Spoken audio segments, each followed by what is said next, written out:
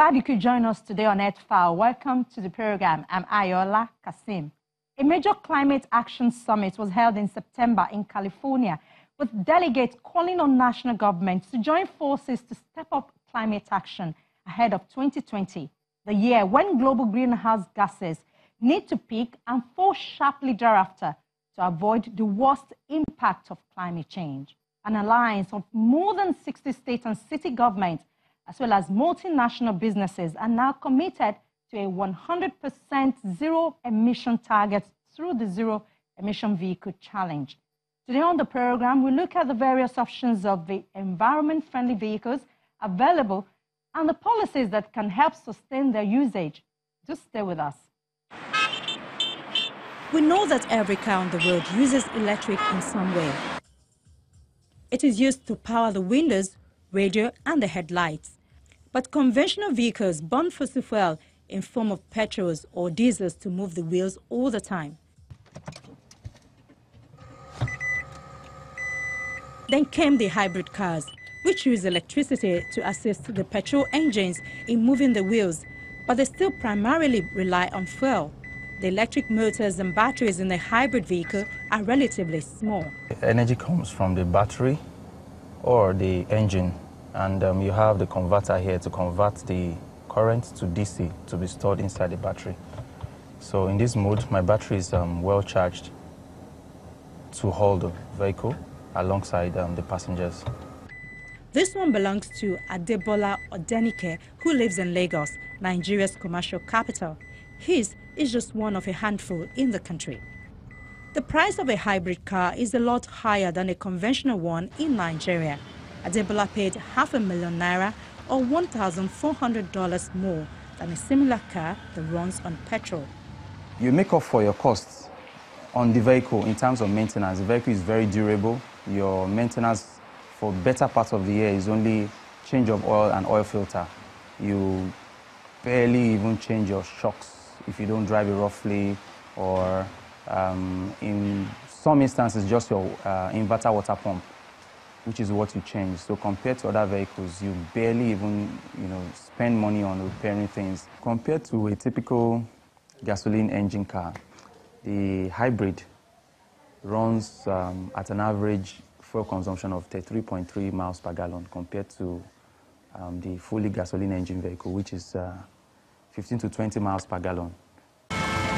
What motivates individuals like Adebola to buy hybrid vehicles in Nigeria is the rate of fuel consumption and cost of maintenance. Along the line, they find that these vehicles also come with better advantage: clean air. Emission basically is pretty much the lowest when you compare this to any other vehicle on the road. A decade ago, the idea of driving a full electric car seemed inconceivable by many, but today most of these vehicles with plugs are here to stay. According to digital trends, technological improvement, stricter emission standards, and changes in consumer tastes are driving electric vehicles further into mainstream.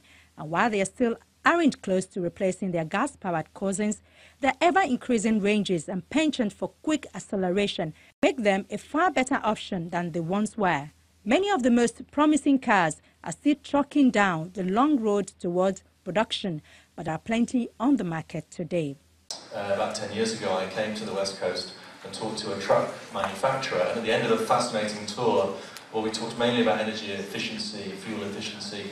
I just sort of popped the question about electric truck, and he sort of laughed and, well, we can do it, but the battery will be as big as the truck.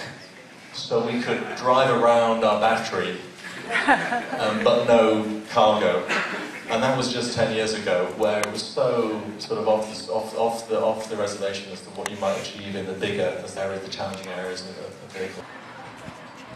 The latest makes and models for these electric vehicles were available for a test drive at a side event during the Global Climate Action Summit.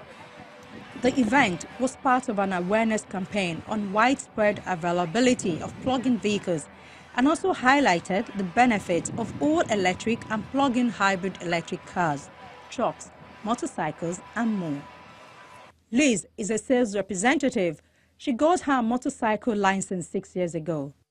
As it turns out for her, riding an electric motorcycle is considerably less expensive, making it more enjoyable due to elimination of routine maintenance and no gas expenses. You just get up and go. It's all throttle. You don't have to learn the clutch of a regular motorcycle, and so these are really good bikes for beginners as well. I think it's kind of a fallacy that the louder your bike is, the safer you are. I don't think that that's super true. These are really easy to handle, and they've got great braking, so it helps with safety like that. Well, it's per mileage, and you get better gas mileage in the city, or not gas mileage, you get better mileage in the city. So depending on the model, you get around 200 miles a day if you're just in the city. Highways less. On the other end of the track is a line of exclusive rides, which feature not only favorite electric vehicles, but also the hottest EVs out right now. So this is a gear shifter, so you can, this is the instruction. Business consultant Akshay Gavai, he's one of those considering going electric who visited Pier 27 for the test drive. He chose the 2008 Nissan Leaf. Okay. Charging stations around. Is that the ones in green? Oh no, there's blue in the blue. Okay. In some ways, electric cars are very similar to conventional cars. The accelerator, brake, and steering wheel will be familiar to anyone who has driven a car before. So what is it like behind the wheel in an electric car? In electric, and in this one as well, as soon as you hit the pedal, the car automatically accelerates. I mean, the car accelerates very quickly. And so that's the biggest difference because the torque is instantaneous. So the power is instantaneous with electric vehicles. So the biggest difference is just that sheer sort of, you get this jolt, like almost when an aircraft is taking off, you get pushed back a little bit into your seat. So I think that's the one big difference. The other big difference, I think, is with the internal combustion engine, which you were talking about, there's a little bit more noise. And so there's a little bit more vibration in the vehicle. With the electric vehicle and just now driving the Leaf, it's a lot smoother.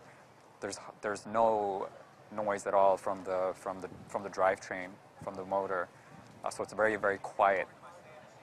That's another big difference. Akshay hopes to get one of these electric cars within the next 8 months.